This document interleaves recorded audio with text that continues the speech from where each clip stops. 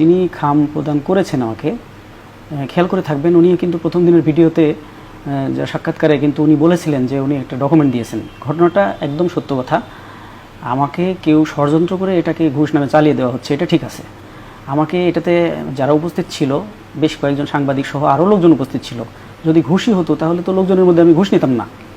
আর আমাকে আগেই বলা হয়েছিল যে মোস্তাফিজ সাহেব এমন কিছু ডকুমেন্ট নিয়ে আসতেছে যে তার বোনের মামলার রহস্যর সংক্রান্তে অনেক উপকার হবে আমার, এবং এটা পড়বেন এবং পরে এটা দেখবেন, এটা মানুষের মধ্যে দেখার দরকার নেই, পরে দেখেন তাহলে রহস্য উদ্ঘাটিত হবে, এইভাবে আমাকে বলা হয়েছিল।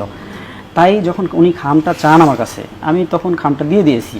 আমি কিন্তু সরল বিশ্বাসে দিয়েছি, আমি তো চিন্তাই করিনি যে ঘুষ বলবেন বা চালিয়ে দিবেন।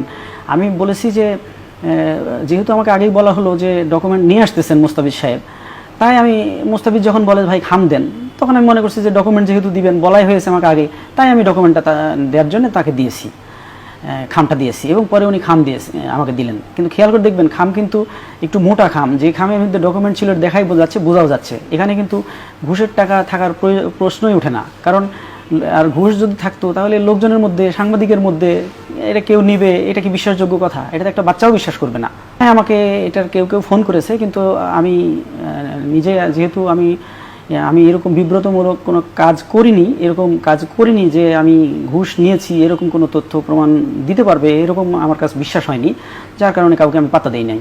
এটা আমি যে ডিপার্টমেন্টে চাকরি করি, এটা ডিপার্টমেন্টের ঊর্ধ্বতন স্যারদের সিদ্ধান্ত আমি মাথা পেতে নিয়েছি। এটা ইনকোয়ারি হবে, এবং মোস্তাফিজ সাহেব যে উনি যে প্রথম দিনের সাক্ষাৎকার দিয়েছেন, দেখবেন আপনারা সময় টিভির একটা সাক্ষাৎকারে, উনি কিন্তু নিজ দায়িত্বে সংবাদ শোনার সাথে সাথে যেয়ে দিয়ে আসছেন। পরে আমি ওটা জিনিসটা দেখলাম এবং পেলাম, সেখানে কিন্তু পরিষ্কার তিনি বলেইছেন। এখন এখানে তো তার বক্তব্যই সব পরিষ্কার হয়ে আছে। এখানে তিনি এখন কিভাবে উনি আবার যে মানে ওনার বক্তব্যটা যেভাবে এসছে, সেই বক্তব্যের পরে কিভাবে কি হলো আমি আর বুঝলাম না, যে কিভাবে এটা আমার বিরুদ্ধে এই প্রচারণাটা বা অপপ্রচারটা এতভাবে চললো, এতভাবে প্রচার করা হলো। কারণ মানুষ চিনে কে কেমন কোথায়, যারা আমার সাথে স্থানীয়ভাবে হোক বা যারা আমাকে চিনে জানে, তারা এটাকে আশ্চর্য হয়ে গেছে যে এই ঘটনা তো আমার সাথে হওয়ার কথা না। এবং একটা চক্র নিয়ে কথাবার্তা হচ্ছে, তারা এই ঘটনায় ঘটাতে পারে এরকম কিন্তু সবাই বলছে বা মানুষ বিশ্বাসও করছে, যারা আমাকে কাছ থেকে চিনে। যিনি বলেছিলেন যে মোস্তাফিজ সাহেব একটা গুরুত্বপূর্ণ ডকুমেন্ট নিয়ে আসতেছে, একটা তথ্য নিয়ে আসতেছে, যে তথ্যটা পরে পড়ার জন্য আমাকে অনুরোধ করলেন, যে মানুষের সামনে দেখার দরকার নেই, রহস্য উদ্ঘাটনের জন্য, যে যিনি খাম প্রদান করেছেন তার বোনের শ্লীলতাহানির বিষয়ের একটা কাগজ ডকুমেন্ট, এটা উনি আমাকে বলেছিলেন, যিনি দাও বলছেন। তো উনি তো বলেন নাই যে টাকা দাও, উনি তো বলেন নাই যে অর্থ দাও, উনি তো সেটা বলেন নাই। আবার যেহেতু দাও বলছেন আর উনিও যেহেতু খাম চাচ্ছেন, তা আমি ধরেই নিয়েছি যে উনি আমাকে ওই ডকুমেন্টটাই দিচ্ছেন, যেহেতু উনি বললেন যে মোস্তাফিজ সাহেব ডকুমেন্ট নিয়ে আসতেছে। তা উনি তো মোস্তাফিজ সাহেব পরে ঢুকে বসছেন, তো আমি ধরে নিয়েছি যে উনি আগে যেটা দাও যিনি বললেন, উনি যেহেতু আমাকে আগেই বলেছেন যে গুরুত্বপূর্ণ ডকুমেন্ট নিয়ে আসতেছে, তাই আমি আর ওই একবারও চিন্তা করিনি, আমি সরল বিশ্বাসে দিয়েছি খামটা।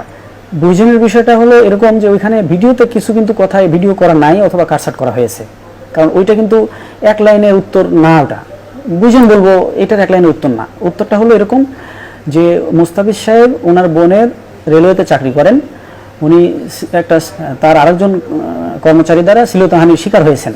এই ঘটনাটা মোস্তাফিজ সাহেব আমাকে বেশ কয়েকবার থানায় এসেছেন, উনি এজাহার করবেন বলে এসেছেন, কিন্তু এজাহার করেন নাই, উনি রেকর্ড করেন নাই, উনি এজাহারের সিগনেচারও করেন নাই তার বোনকে দিয়ে।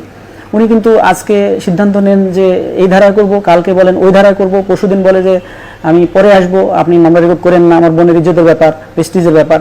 এটা মোস্তাফিজ সাহেবকে জিজ্ঞেস করলে বুঝতে পারবেন। এবং তাছাড়াও এই যে উনি সিদ্ধান্তহীনতায় ভুগতেন,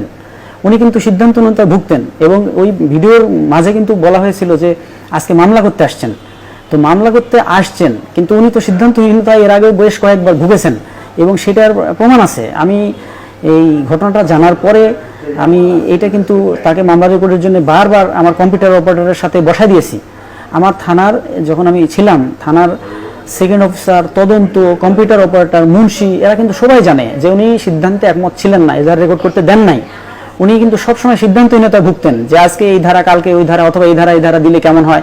উনি কিন্তু সিদ্ধান্তহীনতার লোক। আমি এই জন্যই বলেছিলাম বুঝেন, আর ওই বুঝেন শব্দটার কিন্তু আগে পিছিয়ে আরও কথা ছিল, কিন্তু ভিডিওতে আমি কিন্তু ওই কথাগুলো পাচ্ছি না। হয়তো এদিক ওদিক করা হয়েছে বা কোনোভাবে হয়তো এটা ভিডিও না করে আমার ওইটুক শব্দটা ইউজ করা হয়েছে। তো উনি সিদ্ধান্তহীনতায় যেহেতু ভুগেন, তাই আমি বলেছিলাম যে বুঝেন, মামলাটা রেকর্ড আজকে করবেন বা করবেন না, বা কোন ধারায় করবেন এটা বুঝেন, এই জিনিসটা কিন্তু পরিষ্কার কথা। কিন্তু উনি শুধু ভিডিওতে দেখলাম যে বুঝেন শব্দটা ইউজ করে আমাকে মানে একদম একটা পরিকল্পিতভাবে একদম ফাঁসানো হয়েছে।